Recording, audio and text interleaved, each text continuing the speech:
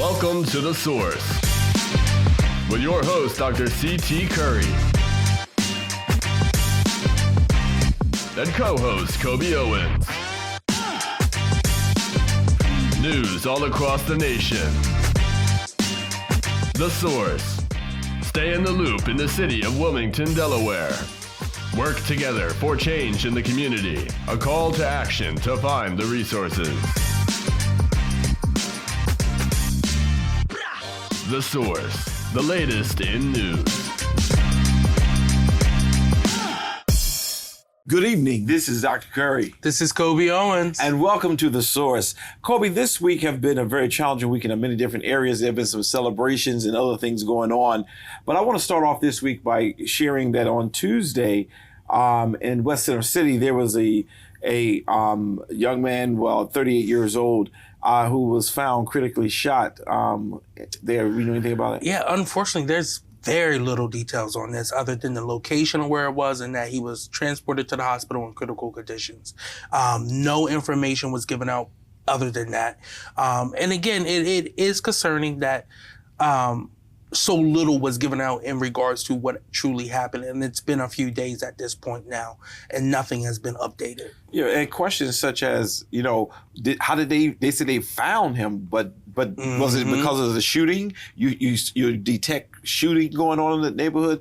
How was he found and things of that nature is very much who identified the man. I mean, I just wish we could get some of the details. I mean, at 9:30 at night, I'm sure there is a ton of people at home, so someone must have heard it and called possibly, but there is no clear answer to how they were able to identify that someone had been shot and get him to the hospital in time, hopefully. Yeah, I just think sometimes while we do hear this and we try to report it out, it's important that we give more information, but other than telling you that in West Center City, there was a shooting where a man is in critical condition, and even the hospital, they're not going to give us any information, but we do need a little bit more detail so that people will know what occurred and what happened. And while people may say, well, it may not be our business, it is our business because we're part of this community.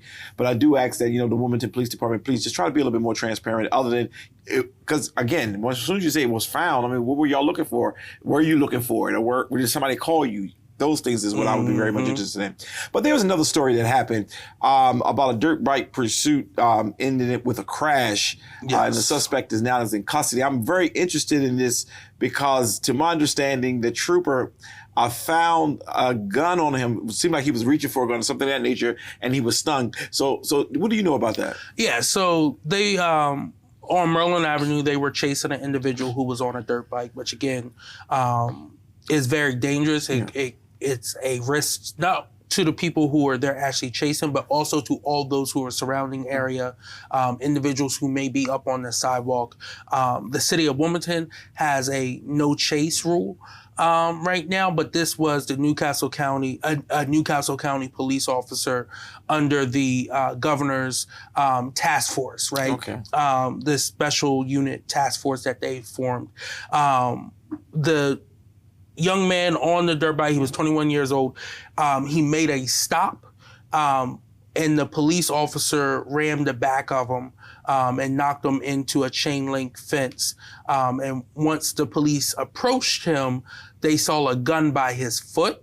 And I'm glad they did not shoot him when they saw the gun, but they did tase him as they saw that firearm by his foot as they approached him, as he laid on the ground after the cop hit him off the bike. Yeah, and at first, when I first read the story, before I got to the end of the story, I was going to give some praise to the police department, so I was prepared to do that today. But first, if the city of Wilmington have a no chase issue, I mean, not issue, but ordinance or whatever they want to call it, but the county under the governor's task force can do it anyway, what was the purpose of the ramming? So...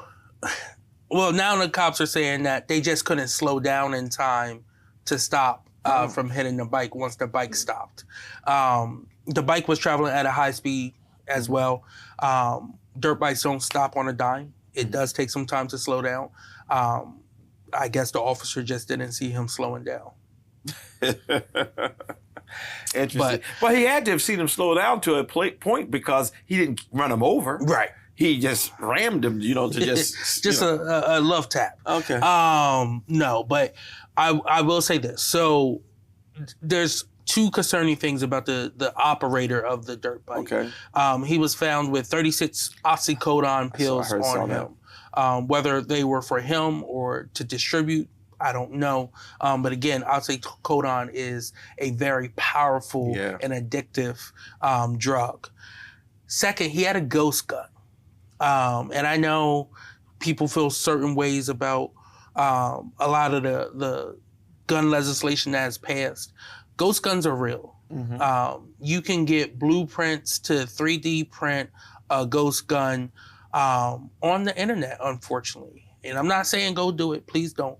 But this is a reality that we have to live with right now. So again, when you have people in power who say, oh, this isn't real, oh, this isn't going to happen here, it could be. These could be the guns they're using already on our streets, right? So we need a comprehensive plan to make sure we're addressing any given option that someone may have when it comes to obtaining a weapon that may take someone else's life. Right. Now, is that an issue for the state legislators to come up with to try to put some laws on the book to be able to deal with this ghost guns? The state has done their part, right? And now it's on municipalities to make sure they're following through and working with different agencies to make sure that they're addressing this as well too. I know in other locations they have caught individuals who were manufacturing ghost guns or had a ghost gun. So again, there's no there's no line of purchasing, there's no background checks, there's no serial codes.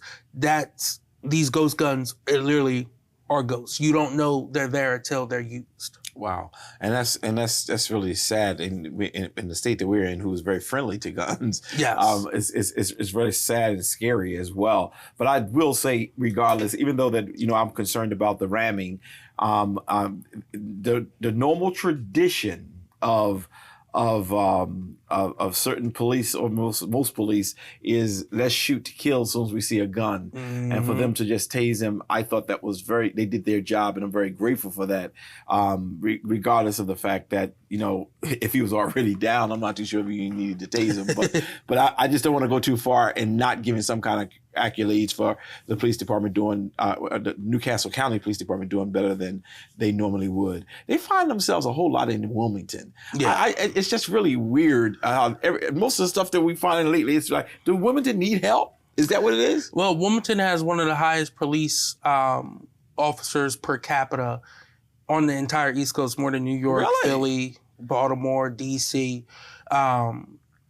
So if they need help, they're not saying it because this administration has put out this is the safest Wilmington can be. Well, I hope it's not the safest Wilmington can be. Trust me, I hope. I mean, for the last couple of weeks, we've been having some good times. We're not really looking at the thefts. We're not really looking at the violence that is going on. We're just looking more at the guns being shot. But I hope. Okay, we're gonna let that be what it is. I do want to do one last thing before. Well, you know what? Let's jump over to this lawsuit claim where Delaware State Police Trooper raped a Georgetown girl, and I was very saddened when I read it, and I was even more sad when he's not. First of all, let's do a disclaimer that he has not gone through the judicial process yet, so for we don't want to assume that he's already guilty. Okay, but based on what we're reading, it concerns me that he knew that she had allegedly a case that was before her, and after citing the case, then he rapes her. I allegedly. That's a trick. Yeah, it's this one's a doozy. So back in 2022, is when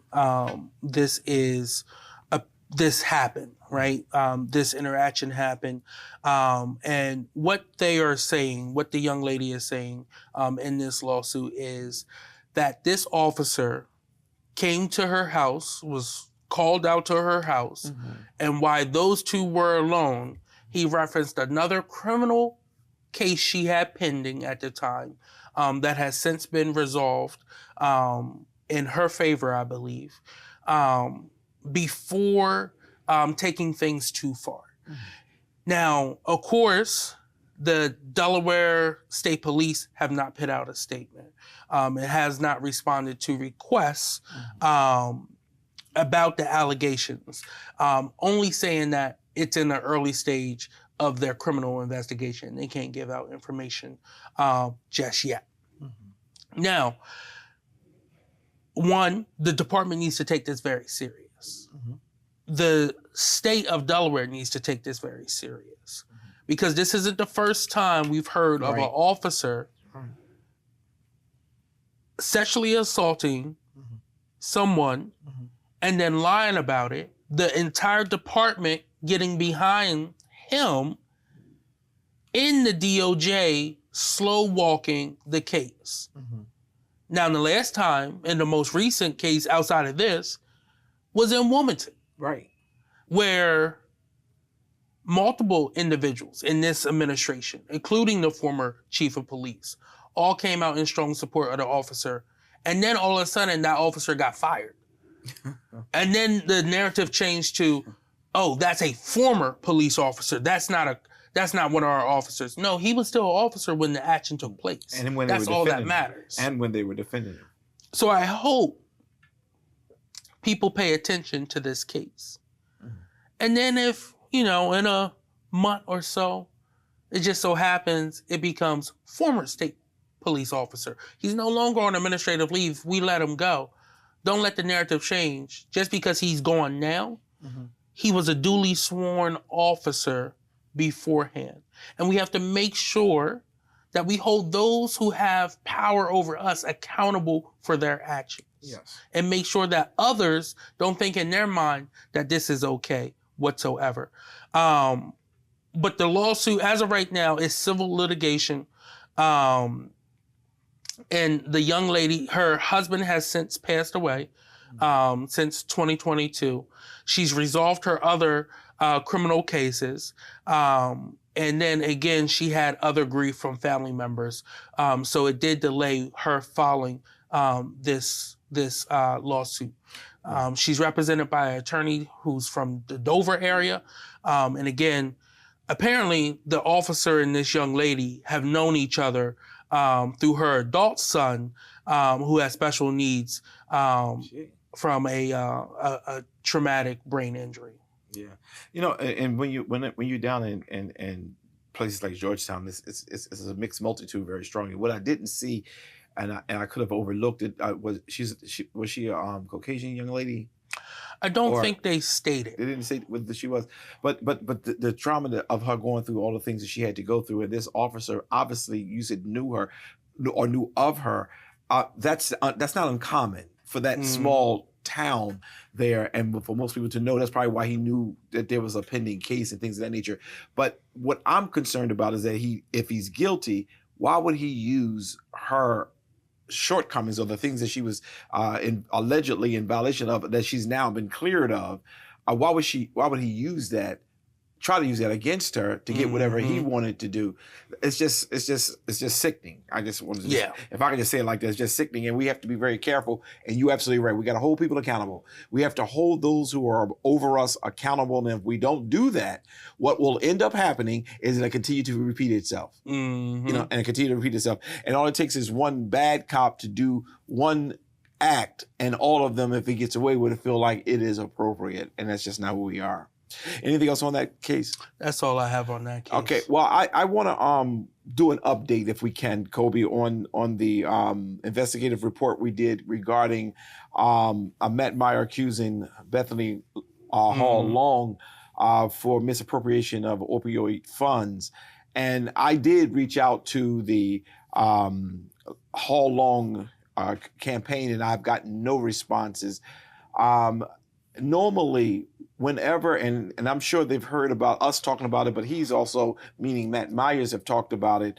Whenever there's a lie or prevarication, whichever language you want to hear, people are out there to correct it.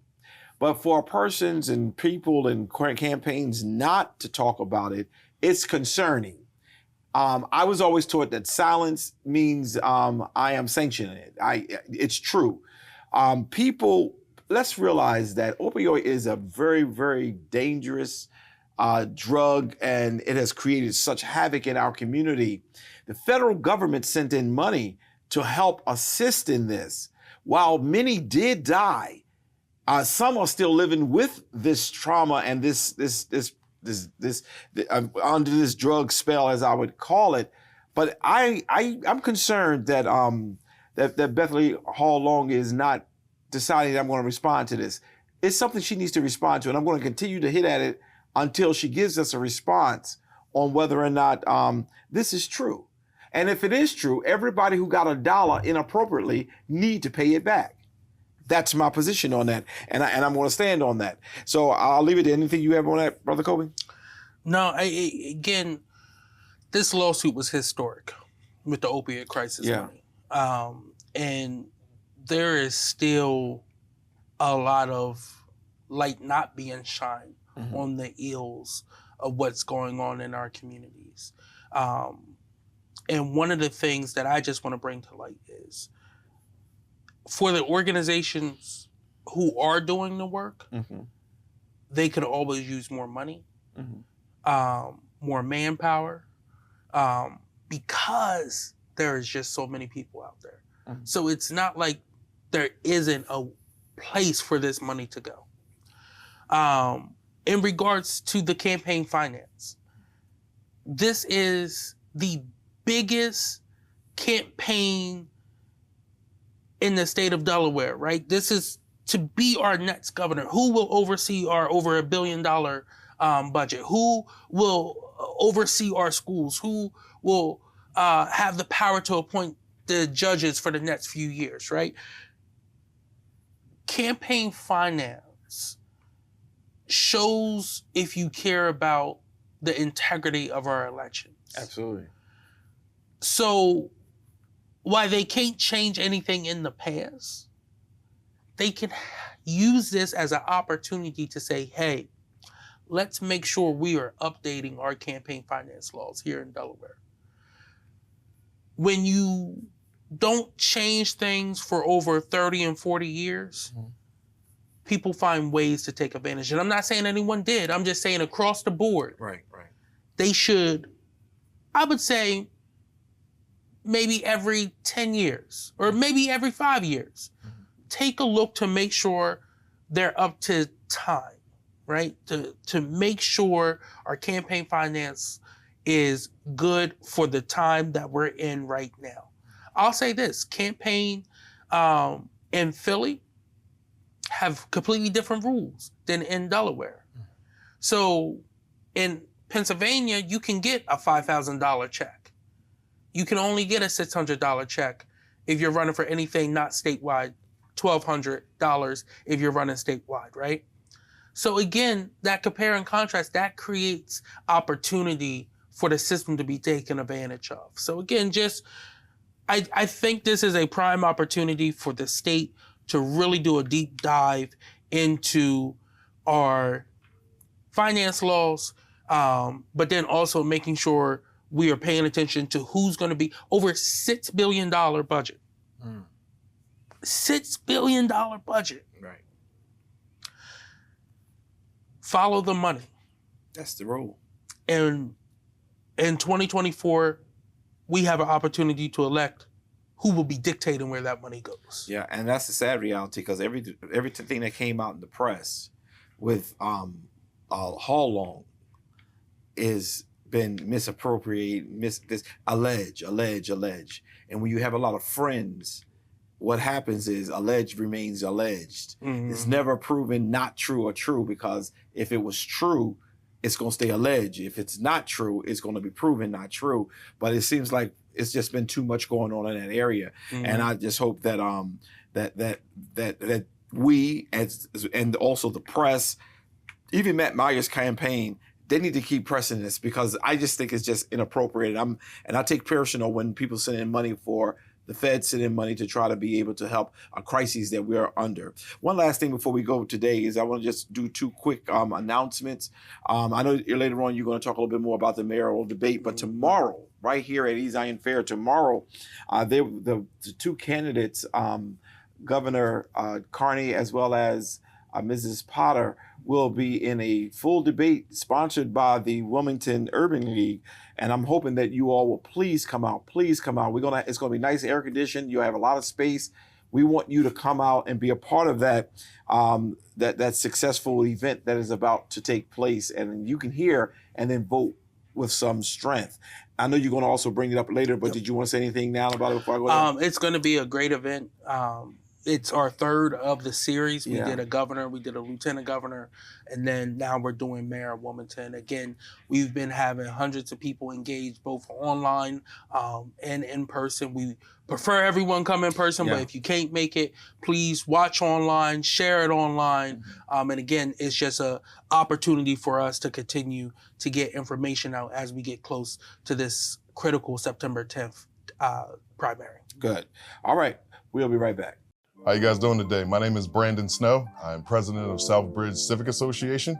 I've been a long-term resident of Southbridge. For those who don't know, my grandfather was Willie Snow. We had Snow's store on B and Hill, which was a long-standing staple in the community. I'm here as the new civic president to pledge my transparency and see the growth and prosperity of our community going forward. For those who need to reach me, feel free to reach out to me via email. It is Southbridge Civic Association DE@gmail.com.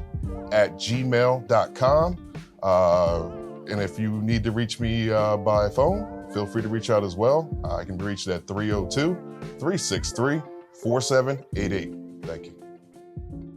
Hello, my name is Coby Owens, and I'm running for the Democratic nomination for the City Council 1st District right here in Wilmington.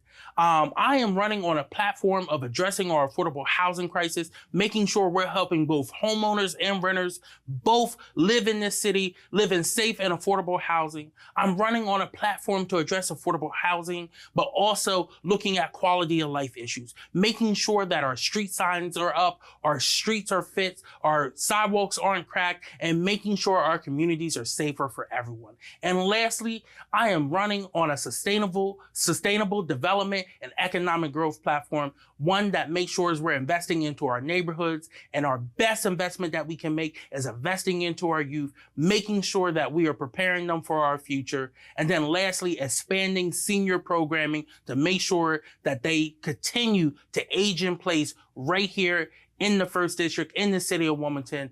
I'm doing this for y'all. Vote for Coby Owens. Greetings, I am Wayna Dobson, your candidate for Wilmington City Council at Large. I have served our community and constituents for over 35 plus years. And in doing so, I decided that I would run. I want to be an advocate, continue being an advocate for constituents and those in the community.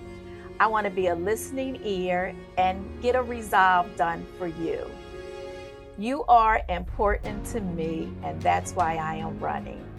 So I am asking that on September the 10th that you vote for me, Wayna Dobson, Wilmington City Council at Large.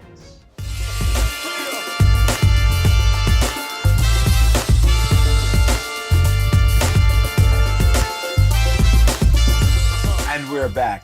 Coby, what's going on with the Coby Corner today? Yeah, I'll start off. I'm sure y'all have heard some news that the vice president has picked her vice president to run with her on this upcoming ticket in 2024. Kamala Harris has picked Minnesota Governor Tim Walz to be her running mate in this upcoming election. They have done a few rallies so far, and I want to talk about that.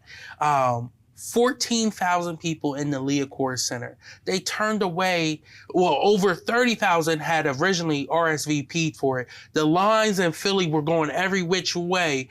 I have never seen Philly like that in a very long time. They had to turn a lot of people away. People were fired up for that first rally.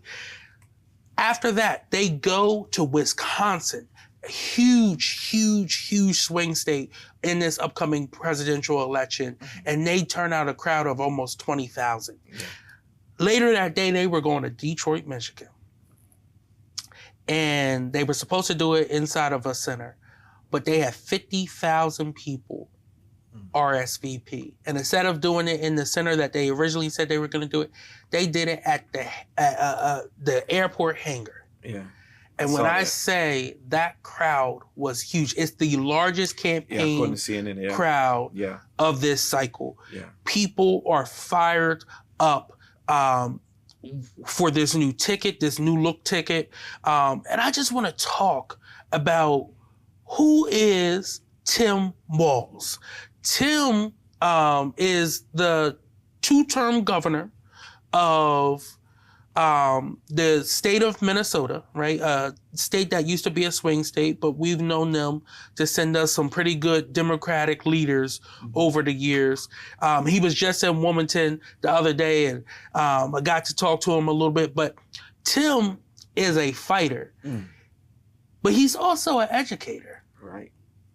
He was a public school teacher. Social studies, yeah. Social studies, yeah. Right?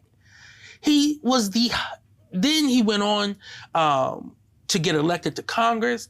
While he was in Congress, he was the highest ranking veteran to ever serve in Congress. He served in a Republican district that he flipped to Democratic for 12 years. And the second he wasn't on the ballot for that district, it flipped back to Republican. That's the type of person he connects with everyone, the rural voters, suburban voters, urban voters. He was in the National Guard. He was a football coach. Yeah. He actually won a state championship as a football coach. And they were down so low that it didn't go to happen. He was, again, like I said, he was the highest ranking enlisted soldier ever to serve in Congress. He's a two-term governor who won two tough elections, outpacing both Hillary Clinton, Obama, and Biden, their wins in Minnesota. And as governor, he has a 1-seat Senate majority. And this is why I'm a fan of this governor. Right? Because y'all have heard me talk about universal meals here in Delaware and how we can't get it done that serve the needs of every student. He had 1-seat Senate majority. Mm-hmm. And not only did they get the bill passed, but that bill signing photo of the kids hugging him because he understood the importance and the investment into our youth early on. And nutritious, healthy meals is critical to guiding them through the school day and getting them at higher graduation rates. Since signing that, they've seen their numbers go up, something Delaware could use. He got it done. He invested in public transit. He invested in making sure the state has 100% renewable energy so they're not dependent on fossil fuels. He banned PFAS chemicals in the state of Minnesota. He raised the corporate taxes to help pay for these programs. And guess what? Businesses didn't leave. Right. They only had to pay just a little bit more. And he was able to fund everything without putting it on the taxpayer dollars. I wish some people here in Delaware would do that. I wish this city council, too deep in their pockets, would be willing to have some of the Tim Walz energy. He introduced, he pushed for and got his 3 months paid sick leave for workers as well too. He is a labor guy through and through. The only investments he has is in his labor negotiated retirement plan. He does not have investments in real estate and in stocks and the different industries. Tim Walz is a very, very solid and strong pick for the vice president. I think he complements her very well. Good chemistry. And again, this all started with him just simply saying, it's weird that you have J.D. Vance going after women's rights. But then also, it's weird that he's attacking women who don't want to have children. The Walz family, him and his wife, they had to have IVF Yeah. for their children. So again, while IVF is being attacked by the Republicans right now, you pit up a man whose family was a product of this. And then you pair that with a sitting vice president who was a former U.S. senator, who was the attorney general of the largest state that could be its own little country over there with 39 million people. You have a very dynamic ticket. But I also want to talk about one other thing. Tim Walz was the governor in 2020 when George Floyd was killed. And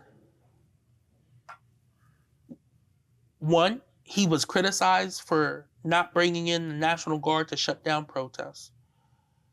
He recognized that, yes, there has been some looting. Yes, there has been some broken glass. But someone is not here no more. And Tim Walz made it an effort to meet with leaders of the movement to talk about how his state could do better. They changed laws out there. They went after their LEA board as well too. They prosecuted all 4 of the cops involved in the death of George Floyd. And all 4 of them are serving time right now for their actions, their lawlessness. That's the type of person Tim Walz is. And I'm not saying this because he's a Democrat. I'm saying this because he's not like me and you. He's an old school, rural guy from a small town in Nebraska. Grew up with a farm. He didn't understand what Black Lives Matter meant.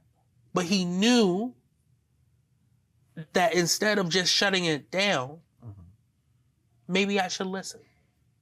Interesting. Maybe I should open my heart and listen to why others who may not look like me are upset right now. And I think that's what we need more of. Because, like I said, he comes from a rural area. And he talks about how he has loved ones in his life who are diehard Trumpers and how he still loves and accepts them. Because in this hyper-politicized time right now, if I say I'm a Democrat, I may have a Republican hate me just on that. Yeah. And if someone says, oh, I'm MAGA, you may have a Democrat hate them just because of that. Yeah. We need to start bringing this nation back together because we are extremely divided. Yeah, and one of the first things they said about him, especially when you talk about the lunch program, and the Republicans were trying to attack the fact that he is a communist. He will turn this country into a communist country. And I sat back and I'm listening to all of the things that he has done. You know what it all sums up to? He is a true coach. Yeah. It's like even I was very impressed. Now, you know, we all have our opinions on different communities and things of that nature, but he made a statement that really got my attention. He used a cuss word. I'm not going to use it on the show today, but he says, even when we don't agree, talking about those down in Minnesota, when we don't agree on something that somebody else is doing, they have a golden rule. They mind their own business. Now, he used some cuss words, and I agree with that. At some point, we have to stop living the lives of other people. That's why I like him. I mean, I watched him. He's a very clean, just normal folk. You know, I can identify with him, and I'm not from the rural area, but I can understand how he's a coach. He wants to. Let's get to the end game. We understand that you're not feeling well or whatever else, but this is what you need to be doing while you're trying to get to a place. And I was very impressed with him. And when he made that statement, I said, that's it, because the Republicans are telling you how much freedom you should have until they disagree with you. Right. And that's a problem for me. And it's a problem for a whole lot of people. But I think this is why why the young people are starting to get engaged. Okay, you hear us now. And you're right. He had an opportunity to be the leader, or should I say the faculty advisor for the first gay rights students group in the school, the coach of a football team. Who ever heard of that? Right. Back in the 80s. First of all, that was you. Don't ask, don't tell. Shut up. Don't say nothing. And he decided, you know what? You need a voice. Mm-hmm. I'll be your representative. And I think that's honorable. And I think for those individuals who want to control people's lives only when they want to, is just hypocrisy. Mm-hmm. So good job. I'm sorry I didn't take up all your time. No, but then also you look at when he became governor, he pushed to make sure that tampons were free in schools. Yeah. For is that why they call them ladies. tampon? Yes, and they're saying that it's socialist, right? Yeah. But it's not, right? Yeah. And if it is, who cares, Yeah. right? Yes, individuals in school need certain products, right? Right. And it's one thing that, as a guy, right, we don't have to deal with that. But understanding, But I think some people got upset because he put him in the men's bathroom too, right? Because I guess a transgender thing. But go ahead. I'm sorry. But understanding that is your cycle is a part of your just being a human being, being a woman. So therefore, right, you should not be punished. You should not be taxed. You should not be cost burdened because you do not have access to that, right? Especially students, right? Who are, again, most of them don't have full-time jobs. They may have a little part-time gig on the side if they can swing it, but their focus should be on education. And his thing is, let's make it as easy as possible not to have distractions, not to have additional worries for these students. And that's why he pushed for things like that. I think that is a great thing to want to take to a federal, national level and push it across this nation. And what they're using it liberal, he's too liberal, he's too liberal. But you know what? I don't think everybody's hearing it. I think only a certain segment of the conservative party is hearing that. I think, and I'm in that middle. I'm that undecided person, or the independent, should I say, and more conservative, but not really conservative. And I'm of the opinion I'm in his camp. I think that we need to, one, mind our business. Number two, we need to support wherever we can, because that's what the government is for. People fail to realize that. It's not to make the rich richer. It's not to give the privileged opportunities into certain areas. It's really to help its citizens. And so, and everything about him, it's just showing it. And I'm just excited about it. And I'm glad he's not even trying to outshine our Kamala at this point. He's really doing what he needs to do as a vice president candidate. And for those who had comments about, Shapiro, his name Shapiro, how they were, some people were trying to make something of it. He didn't, but people were trying to make, the Republicans were trying to make, because he was Jewish, that we're not gonna, they didn't want him. That's not it. Shapiro got some ambitions, and I saw that, and I like him. I have nothing negative I'm gonna say about him, but he wants to be president. He does. He wants to be president, and when she gets out, I guarantee he's going, and he's young enough to be able to wait. Right. But right now, you don't want none of your ambition to get in the way, and I'm glad she was able to catch that. And I think that this is awesome. For those of you watching us on YouTube or whatever else, please let's not let the talking points of the Republicans get in the way. It seems like they're just able to rebound from everything the Republicans are saying, and we're moving forward. I believe Trump is scared. Oh yeah. You gave us a treat by giving us Coach. No, I think he's scared now. Yeah. Because it's to a place where he's able to say a whole lot of stuff. But either they're trying to follow and do these campaign events everywhere where the vice president is going, and they're drawing hundreds of people, and while the vice president is drawing tens of thousands. Yeah, Trump don't like that now. No, he talks about crowd size, and look, for those of you who heard him say, the only reason why she can draw such a crowd is because she have all these 8-liners for those who are big and singing groups and things of that nature. The last 3 had none, right? And the people were there, and it continues to increase. So Trump, what you got to say about that? Go ahead. We could talk about this all day. I know, right?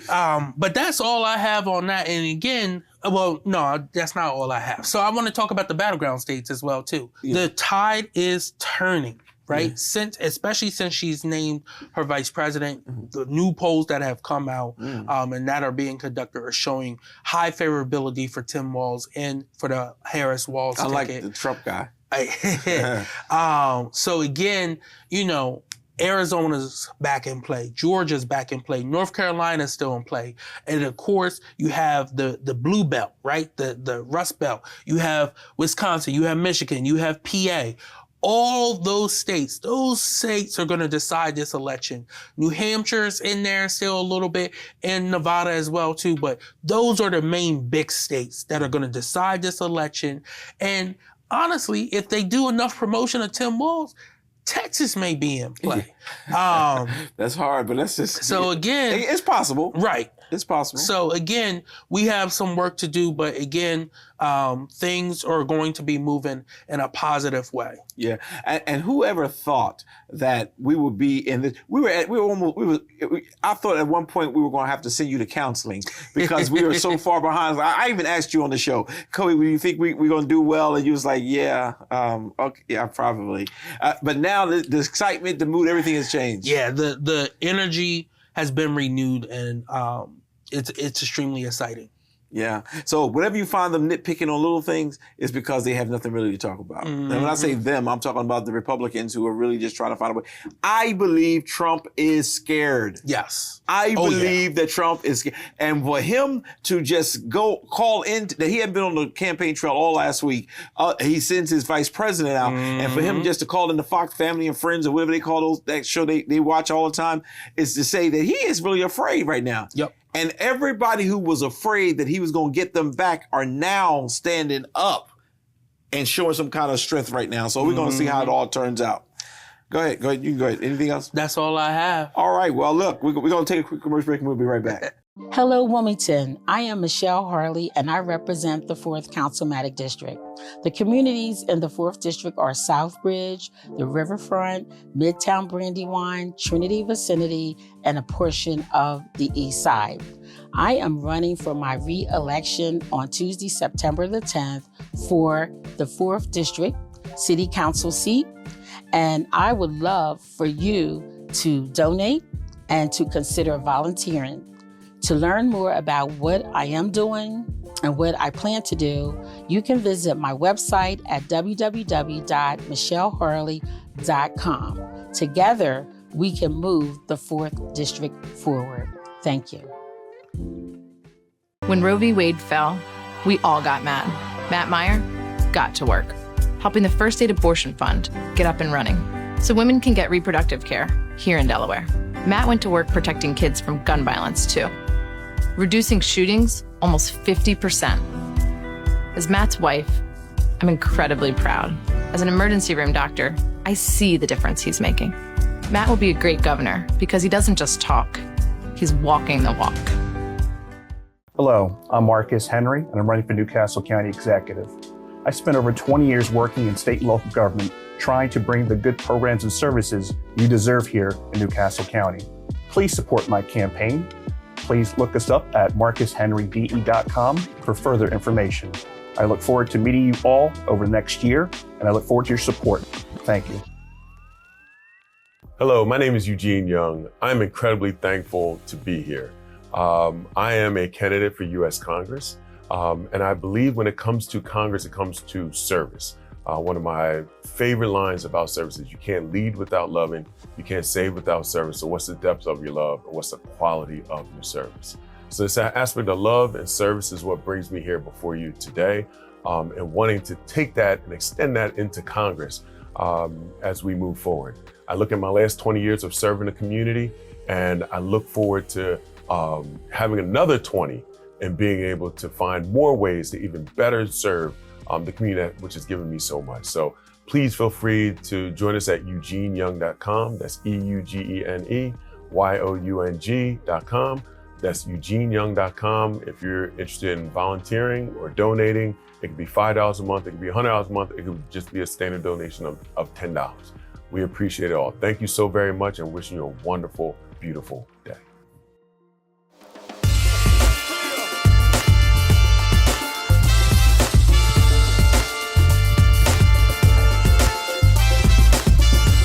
And we're back. Look, Coby, we rushed off of the Coby Corner somewhat, but and because we've been in that zone, I want to start a new segment of our show called, Inside Politics or State of Politics, to really talk about it, because as we're getting closer to November, I really want people to be informed, and I want them to really vote. I don't want to get comfortable. I don't want people to say, oh, we got an exciting person, so I don't have to really vote now. One of the things that I've given the Harris campaign credit for is they're telling people we're the underdogs. Yeah. don't start thinking we're on top of the world and my one vote ain't going to matter. Every vote matters. You talked about earlier that Georgia's back in play in different places. I am of the opinion that if everybody does their part, that we could take beyond just Texas some other places, because right now, very few people really care for Trump the way people think they do. Oh, I know. Yeah, I know. But again, one of the things, you look at what happened with President Biden. The media made or break. Makes or breaks your campaign. And that's exactly what they did with President Biden. They were able to hone in on his bad debate. And I'm going to be honest, it was a bad debate performance, right? And I think everyone has made that, same analysis. He did not do good. He even said, hey, I did not have my best night. This is a man who's been in politics over 50 years.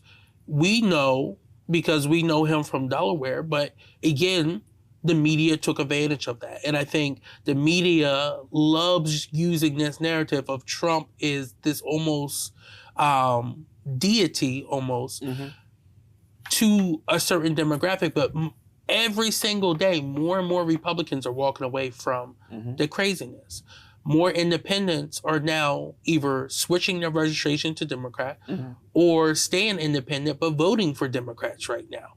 The tide has swung, right? And who knows, in 10, 15 years, it may swing back the other way.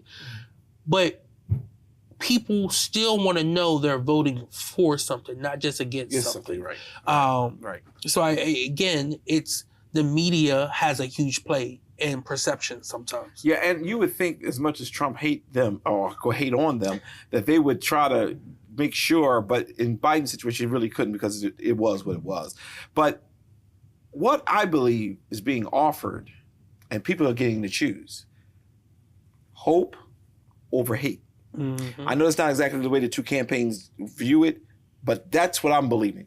People are saying, like when Barack ran, and that whole book of The Audacity of Hope came out to the front, but people are saying, you know what? I'm tired of the shenanigans. I'm tired of Trump. Trump is all he's going to do is hurt people. Get out. First, he's going to get himself off. Then he's going to get all these other people off. You talk about George Floyd situation that happened there in Minnesota, but what about what happened on January 6th? Right. And it's like, oh, you want to bring that up, but you sat and did nothing. He did nothing. And I just think that's just a hypocrisy to the highest level. I'm deciding to go with hope, because I believe that's the route to go. And I'm glad there's some people who are just walking away from Trump saying, you know what, I can't deal with this. Right. And I hope so that we can have a strong democracy with a good Republican Party and a good Democratic Party, so we can make decisions that the Republicans take back their party and begin to have their conservative ideas and things of that nature, so we can go against them. Right. But the point is, now we're going against somebody who is hateful, and I don't think that's healthy. Right. But let's talk real quick, because we don't have a whole lot of time. Let's talk a little bit about the mayor's, not debate, but the mayor's position. There's two people running, or is it three? Two people running, and you have Vela Potter and you have John Carney. Correct. Is there any news in that that people are aware of? We're not taking any position at this point on this show, but I'm just trying to get a feel. There's nothing new. I mean, they're both out there working hard. I think it's going to be a very tight election. Yeah. Regardless, both sides are fired up for their candidates. I don't think we've had a one-on-one mayor's election since before maybe the Baker's first reelect, Baker's first reelect. I think it was just him and Bobel. So again, it's been a very long time since the city saw such a small field for mayor. I'm looking forward to seeing the results come in for this and seeing where the results come in from. Again, we are, us as a full, right? All 72,000 of us in Wilmington, we're smaller than a neighborhood in New York. But again, we have such great diversity here. And even though I may not agree with everyone, that's what makes us so much of a place that I love and a place that so many people others love as well too. So again, this is going to be very interesting to see how this election goes. Yeah, I'm looking forward to it. And I want to remind everybody, please vote. Please vote. Please vote. You can't take nothing for granted. Whoever you're supporting, vote. Because at the end of the day, the last mayor, the one who's current mayor, had 2,500 votes, I think it was. Yeah. In a city that was 82,000 at the time. That's egregious. That's preposterous. That's outlandish. I wish I could think of other adjectives. It was just wrong. Then the county exec. We have. I'm sorry. Mm-hmm. Let's go with the county exec first. We have how many people in that race? We have 2 people in that race. That is, you have a former county employee, Marcus Henry, who is running. Mm-hmm. He had served through 3 different county execs. Mm-hmm. And then you have the county council president, Karen Hartley Nagel, running. Mm-hmm. So that has been a very chippy race from the very beginning. From what I've seen so far, Marcus should win the city of Wilmington. He has overwhelming support in the city of Wilmington. But again, I may be in a bubble. I have not seen too many Karen signs in the city, and I have not heard about her too much in the city. But I will say this, Karen has won 2 times for county council president. She's run statewide a few times for Congress as well, too. She has name recognition. And again, I don't know how the other parts of the county is going to vote. The Middletown is going to be a big base. Newark's going to be a big base. And then, of course, that Bear area is going to be a big base as well, too. What did she do before she became county council president? That I do not know. She wasn't in elected office before winning that. Okay. I ask questions on purpose because I just wanted to know. But again, you must vote. Everybody must vote. Let's run to the lieutenant governor. Sherry Dorsey Walker is in that, I know. Yes, she is. I know that her name is Sherry Dorsey Walker. Isn't that her name? Yes, it is. And she's running for county exec. No, she's running for lieutenant governor. Oh, I want to make sure you said it. Okay, there you go. Yeah, so Representative Sherry Dorsey Walker represents the west side of Wilmington in the State House, right? She's been there for 3 terms, 6 years. Mm-hmm. She is running against another, and she's an AKA as well too. Yes, sir. Don't get on me. I know she watches the show. I ain't forget it. There is another AKA in the race as well too. Her name is Debbie Harrington. She didn't get out? I thought she got out. No, she's still in the race. Oh. She is the vice chair of the board of trustees for DSU, Delaware State University. And next is State Senator Coby Owens, who represents like North Wilmington, up 202 area, that Fairfax area, and I think Bellefonte as well too, maybe a little further up. Claymont, not Bellefonte. She is a attorney, and I believe she did corporate law for the law firm before being elected to the state senate. She's been there for 4 years. Got elected in 2020. Okay. This is going to be a highly, highly competitive race. And personally, first off, I like all 3 of them. All 3 of them have I only done like good. one. Okay, I only know one. I give credit where credit is due. All right, well, I don't know, so I can't give no credit. I know. I know Sherry Dorsey Walker. Yes. I know her. They each have their own backgrounds, and y'all have heard me talk on this show about what we did just this year alone with Representative Sherry Dorsey Walker. I think y'all know where I'm at. This race, though, is going to come down to, in my eyes, will the black vote be split? You have 2 black women in the race who are both AKAs. Whoever the president of Alpha Kappa Alpha, I'm shocked. I'm a member of Omega's Alpha. I would not have permitted this. But go ahead. I'm sorry, I keep cutting you off. Everyone has had conversations. But we will see how this election turns out, but I really do fear that the black vote will be split in this race. Given her background as other than Del State, she's more in the corporate side of the house. Not in the ground roots. Talking about the other candidate, I don't say their names. I'm talking about, but in Sherry's case, she's ground roots very strong, and she's grinding. She's out there. Yes. She's everywhere. As a matter of fact, next, I believe it's next Saturday. This coming Saturday at East Zion Fit is going to be a comedy show that they're going to have for those who are interested in that. They will put that up too. But go ahead and finish that. I will say this about Sherry. Okay. In my position as vice chair of the party, I get to talk to Democrats all across the state, our R&D committees, just individual. I'm at different events. And in those little towns, they may have a few thousand people, right? They know Sherry. Yeah, she's everywhere. And they don't just know her because she's campaigning. They know her because she spoke up for them. She's worked with them in the past. So, again, that speaks to character. Yeah, it's like when you go, and I'm not calling Sherry Roach or anything, but it's like when you turn the lights off when I was being raised in the projects, and when you turn them on, then you see a whole lot of them everywhere because they've been working all night. That's how she is. She works hard. And I'm going to tell everybody who is watching us, please vote.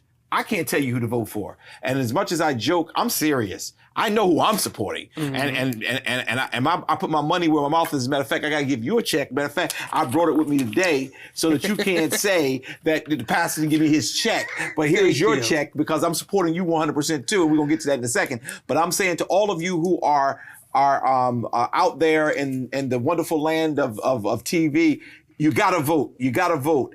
And some people represent us and they got a proven track record. Sherry has that. She has a track record of hearing your voice and making it heard to the powerful people. And what a joy, privilege it will be. And I'm telling the saints, pray. She's very connected to her faith. Pray. One more question, brother. Yes. Coby, before we go. Mm-hmm. The city council. Yes. Several people are running.